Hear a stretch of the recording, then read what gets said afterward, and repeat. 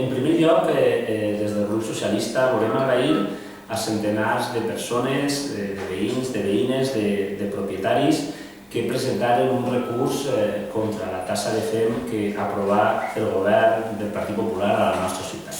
Ha estat gràcies a ells, gràcies als veïns, als propietaris, als hostelers, als comercials, els que han evitat que es gire un segon rebut del FEM a la nostra ciutat. Els socialistes encetaren una campanya que amb la titulació No pagues doble volia transmetre dues coses.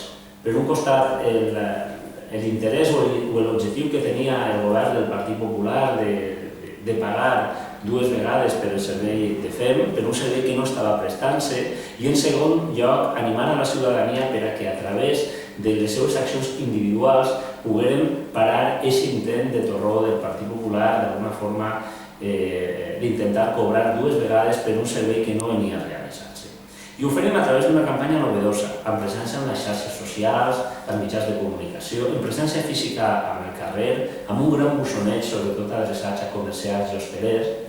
I això ha donat una resposta, jo penso que magnífica, malgrat les circumstàncies. Jo vull destacar que la taxa de FEM s'avança, tenia que haver-se cobrat en el mes de novembre i per primera vegada s'avança. Jo penso que amb aquest objectiu pervers al mes de juny, malgrat estar a l'estiu, han sigut centenars els recursos que en temps, en forma o fora de lloc, al final perseguint el mateix objectiu, dir-li al senyor Torró i al Partit Popular: pare, no vull que em pagui dues vegades per un servei que no ens ve prestant. I al final ho hem aconseguit. A partir d'ahir, agrair, congratular-nos per l'èxit aconseguit i també traslladar a la ciutadania que és possible que determinades injustícies s'aparen si anem tots junts de la mà i fem una acció conjunta.